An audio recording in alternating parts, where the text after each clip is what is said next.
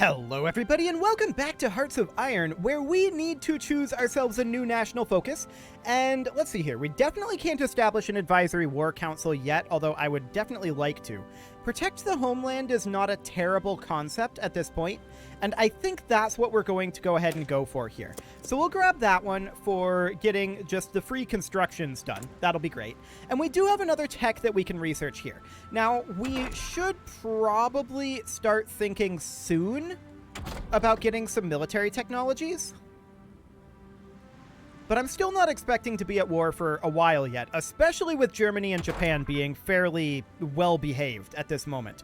So I'm currently thinking about maybe going for computing machine, although we may actually want to go for just this flat stats increase. That's not a terrible idea, and that will allow that ahead of time malice a little bit of opportunity to tick down. Now, I would like to work on our government here. So we could add a theorist if we wanted to, but I'm not too interested in doctrines at this moment. I do want to save up for, I think, either of these. I need to decide which we want. So for electronics. Honestly, I'm not sure that electronics are really the way to go from here, because there's only a few of these left. I mean, there's this over here that I'm not too concerned about, and we're going to want to make our way down the radar tree eventually. But in terms of things that we actually want to beeline, there's not a ton left here. Whereas in industry, there's still quite a bit here. So we might want to go for that instead. We're going to proceed for the moment. And we'll just work on bringing up our political power for the next little while here. We'll need to get to 150. How's that Spanish Civil War going? It would appear that Republican Spain is winning. Good for them. I think they're going to win that. Carlist Spain spawned at a really bad time for the nationalists, that's for sure. And the Defense Council of Aragon never really had a chance to begin with. So yeah, this looks completely fine to me. Cool. So we're going to continue to cruise forward at speed 5 for a bit here. This is now the Japanese shogunate. Okay. We're still going to go after Japan, whether they're angry or not. There's no doubt about that. There's a lot of Japanese islands over here in Micronesia that I would like to get our hands on. The game stopped responding briefly there. What just happened? Okay. So the Soviets have declared war on the Soviets. Perfect.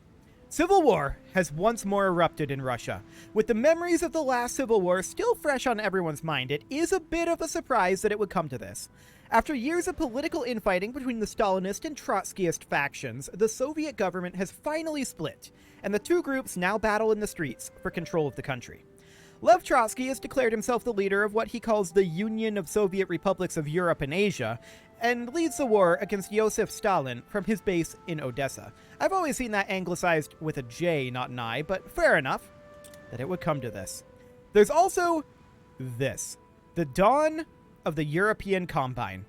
Despite the recent Soviet focus on communism in one country, the internationalist roots of the movement transcend borders. The solidarity with workers around the world was a key element in Joseph Stalin's speech today when the European Combine was announced.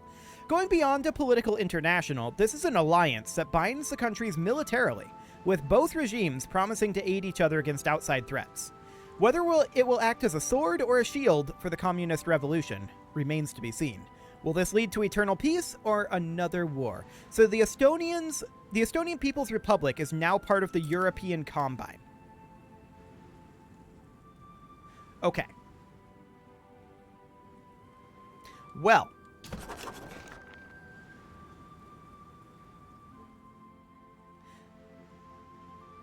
So that's the Union of Soviet Republics down over here. Got it. That looks somewhat doomed to fail, if I had to be honest. I don't think that Trotsky is going to be successful here. But that's definitely a spicy development. There's no doubt about that one. We'll proceed. And we'll keep an eye on that. There's not a lot that we can do for the time being, of course, so we're mostly just watching. at this point. That's why we're on speed 5 after all. I mean, the Union of Soviet Republics is doing well at first, but what happens... They've got a couple of areas scattered around out here. What happens when the Soviet Union properly responds, right? That's the question. And I don't think the Union of Soviet Republics finishes that war successfully. Just looking at their starting position. They could surprise me, for sure. But we'll see what happens there. As far as the Spanish Civil War goes, Republican Spain has got this in the bag. I think that's pretty clear. I'm wondering if there's going to be a world war. Pro tip, there's going to be a world war. We'll start it if we have to. I would also like to get more construction done. Unfortunately, our consumer goods aren't great, but we could switch off of export focus to limited exports. What do we need for that? We have to be at war. Okay. So that's not a possibility for the moment. Of course, we do have our industrial concern. We have our material designer, and I'm not too concerned about getting this done yet. We're not working on any of this at this moment, although we definitely will. So for the moment, I think we're going to add in our industrial concern here, BHP Steel, and that will give us industrial research speed. I like it. We're going to finish up Protect the Homeland here quite soon. And we're at 14% at this point for world tension. We definitely want that to come up. But there's Protect the Homeland done. Today, the respective governments of Italy, Austria, and Hungary, oh boy, issued a joint statement announcing the formation of the Pact of Rome. The three powers have vowed to aid each other militarily, both defensively and offensively, should the need arise. The balance of power in the region has changed drastically overnight. Germany is no longer unopposed. Okay. So, they might be going like an Austria-Hungary reunification dream here. I mean, with the German Empire just kind of chilling, that's not a terrible concept. Yep, Italy has joined the Pact of Rome, Austria has, and assumably Hungary has too. Italy announces claims on Yugoslavian territory, so Italy is doing relatively Italian things here at this point. So that's fine. And the Indian National Congress has triumphed in the provincial elections. In the recent local elections, the Indian National Congress, has achieved an overwhelming majority for their platform of slow and ordered transition to local government and dominion status in the future. It appears that Indians have rejected the more radical policies advocated by Gandhi, who had argued for a total break with Britain and absolute home rule as soon as possible. Okay, so British Raj is just going to kind of slowly move away. Sounds good. So this is the spicy thing right now. I mean, I think that the Spanish Civil War is pretty done, if I had to be honest. Like, we're going to see Carlist Spain give up here quite soon. And they've got this pocket of nationalist Spain down here. That's really grim for nationalist Spain. They may be making a few gains up here, but that's... No, they're not. They're getting pushed back. This is not a problem for Republican Spain. That will all be absolutely fine. No problem there. The question is, can the Soviet Union respond before the Union of Soviet Republics takes their high-value provinces in this area? And some of those are already taken. If we look at the resources here, we can definitely see, resource-wise, the Union of Soviet Republics is going to be reasonably fine, especially if they can take this over. In terms of infrastructure, that's not really what I'm looking for. What I'm really looking for here is factory numbers. I think we don't have access to that information, but there's a lot of factories in this region over here. And if they can deprive the Soviet Union of those factories, most of this up here is just empty land, right? The valuable land for the Soviet Union is over here. So if they can take, like, to Moscow and St. Petersburg very quickly, before the Soviet Union can respond effectively, they could win this. But they have to move quickly. We'll see how they go. We don't have a focus. We should have one of those, for sure. We're going to go, I think... I would love to establish an advisory war council right now. I don't think we're at this point going to sever ties with the UK. We could do the SWPA menace.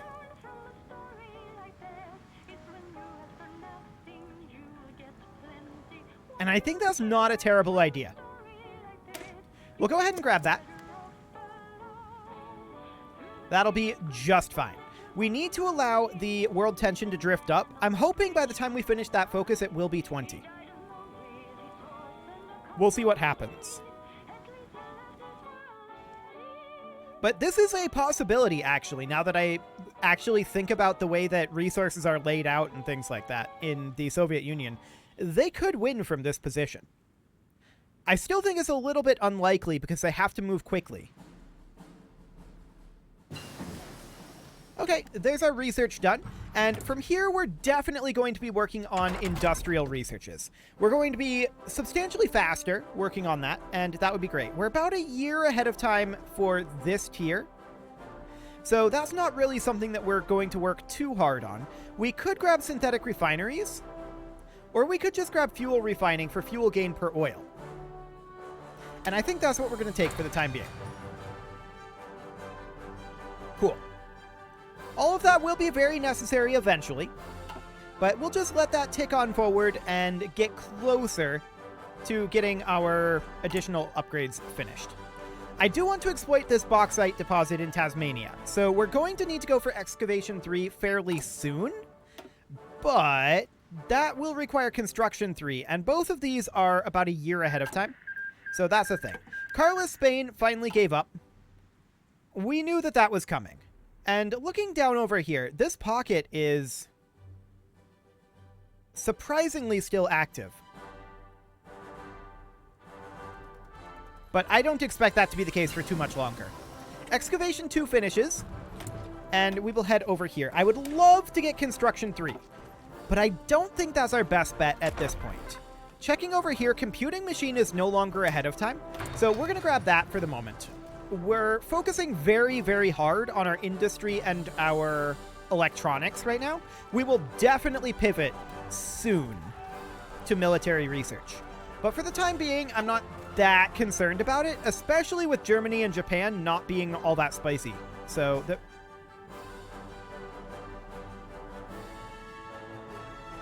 Japan returned Manchuria, or rather liberated Manchuria. Okay. Sure. They're considered an imperial subject. Okay, so they just basically renamed. Gotcha. So honestly, pushing out this way is, in my opinion, not that beneficial for the Union of Soviet Republics. Let me double check resources out over here. It's okay, actually. Pushing out, like, basically to, what is this, the Ural Mountains, I think? Pushing out basically to here. And taking this area, obviously, would be really good for them, for all of that oil and chromium. So that would be good, and pushing out to, like, this line, and then taking over all of this area, if they do that, the Soviet Union falls. That's pretty clear.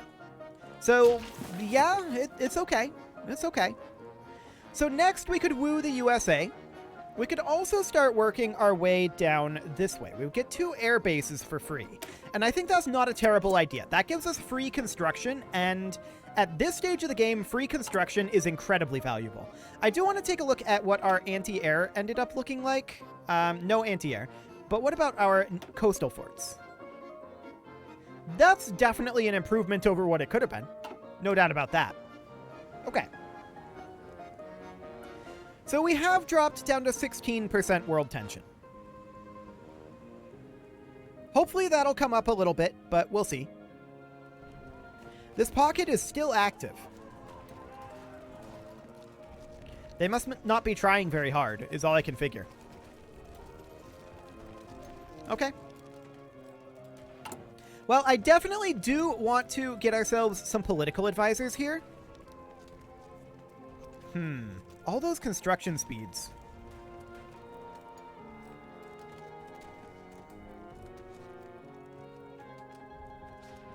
What I'm really looking for here is civilian factory construction. Unfortunately, that's not a thing. This is like military constructions, which we're not currently working on. And military factories wouldn't be awful. Democratic reformer might not be a terrible idea to go for there. Well, there it is. In a surprise announcement yesterday morning, the German government officially lifted the exile on Wilhelm II. Later in the day, the old Kaiser's motorcade passed the Dutch-German border, and upon his return to Berlin, he was ceremoniously reinstated as Kaiser of the German Empire. The Kaiser has already vowed to see Germany return to its old greatness, but it remains to be seen which direction the nation will take with its diplomacy. A return to the start of the century. Indeed. Well, we'll see if they end up doing anything exciting. They may or may not. They probably will eventually, I think. But that may slow the game down a little bit, which isn't a terrible thing, all things considered. Demobilize our economy. Oh yeah, they're gonna do strikes. We're not gonna do that. I think we'll take the strikes. It's gonna hurt in the short term, but I'm not that concerned about it. Cool. So that's going to happen. But honestly, the thing about that is, early mobilization, if we were to jump back to early mobilization, we are currently here. That would drop our consumer goods factories to by 5%, which ultimately I think would mean that would be worse than our strikes, if my mental math is correct, in terms of how much we lose on our construction. I think it would be worse than the strikes, because we would essentially end up losing, I think, a full factory here, as opposed to losing, let's see here. Well, that would be like 1.2 factories, wouldn't it? We may be required to acquiesce to this. But if we do, we should wait at least a little bit longer. I don't know if this takes time to implement, but if it doesn't, then we should implement it now.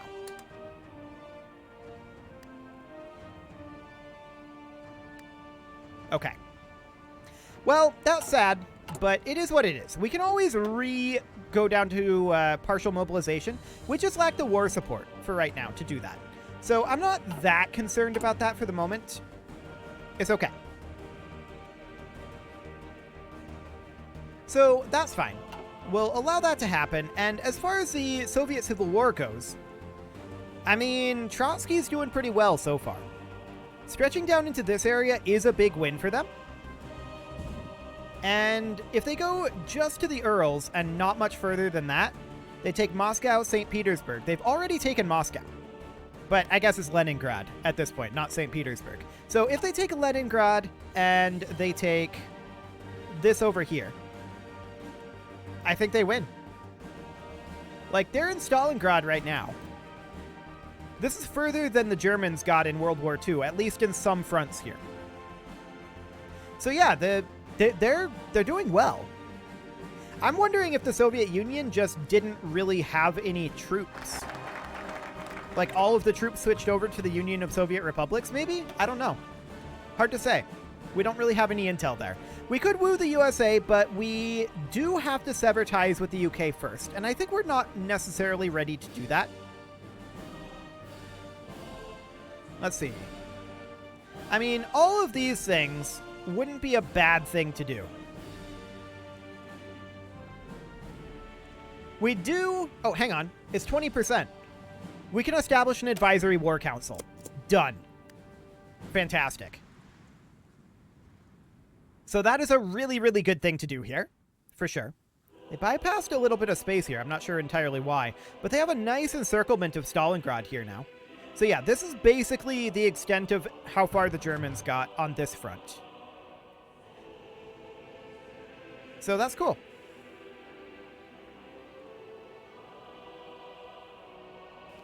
It looks like the Union of Soviet Republics is going to win. So I guess we'll see how Trotsky runs things. Oh, that's laggy. Soviet Union was annexed. This is now the Union of Soviet Republics. Okay. Capital of Odessa, huh? Okay. The capitulation of the last remaining units loyal to Joseph Stalin marks the end of the Soviet Civil War. Lev Trotsky has declared himself victorious and has vowed to make the Union of Soviet Republics of Europe and Asia rise from the ashes of civil war and destruction. The task ahead is enormous and the world situation is unclear. But he is adamant that a new era for the Union of Soviet Republics of Europe and Asia, he needs to think up a better name for that one, and for the world, has just started.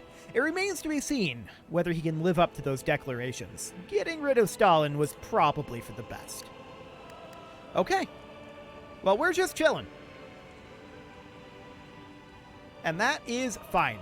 We should definitely consider getting ourselves a political advisor here. We're going to go for a democratic reformer and make sure that democracy holds firm here in Australia. That is our goal here. We want to remain democratic. Cool. And of course, that does mean it's a slow start, but that is fine. So as far as all this goes, it's not great. We're not really focused on that right now. We are investing in our future, not so much in our present. We don't have anyone who's super threatening to us at this moment, and so we're investing heavily in future and not in we're essentially playing this pretty greedy, is what we're doing. We're playing this very, very greedy right now. And I think that's absolutely fine.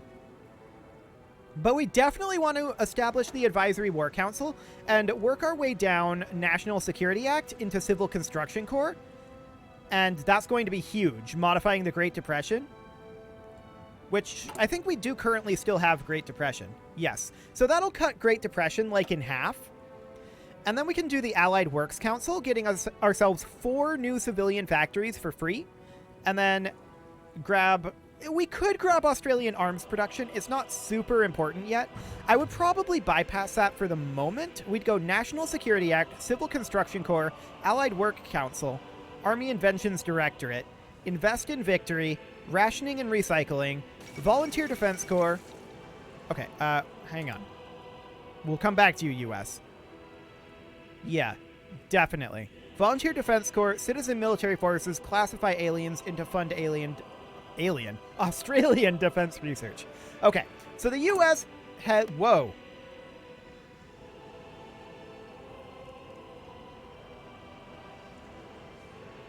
Oh my. It's currently 88% world tension all of a sudden. Japan just justified a war goal on the Union of Soviet Republics for 36.6%. That escalated incredibly quickly. It was just at 20%. There's something else here as well. Can we see the history? Yes. Okay. So the Treaty of Leningrad was 15.5%. The Soviet Union capitulating was 9%. But the Japanese shogunate was 36.6%. And Italy justified a war goal on Yugoslavia. And the UK guaranteed the independence of China. Things are going to get spicy here. The United States pursues interventionist policies. The peace movement in the United States has suffered a severe setback as Congress passed a joint resolution encouraging President Alf Landon to use military force, if necessary, to safeguard American interests around the world. It appears that many in Congress have decided it was American indecisiveness that allowed the Great War to drag on for so long and consume so many lives. They point out that within a few months of U.S. troops entering Europe, the Great War had come to an end. An earlier intervention, they argue, could have saved hundreds of thousands of lives. The giant will not be sleeping this time. Okay. And with that, it is about time to put a cut in here. The stage is getting set for something big. I don't know what this is going to look like, but it's going to be spicy. I can tell you that right now. You can leave your offerings to the engagement gods in the form of likes, comments, subscribes, and bell ringings, and a very special thank you to all of the channel members for making this video possible, including, I still don't have my notepad up when I start this. I really need to do that. Casserole, Sigma162, JJ Gamer, Spartan News, Nick Smarty, Video Games Are Not Real, Dimitri H, Punching the Microphone, and all the rest. and, of course, you. Thank you for watching. If you'd like to support the channel, you can click the join button down below the video, and as always, I will see you all next time.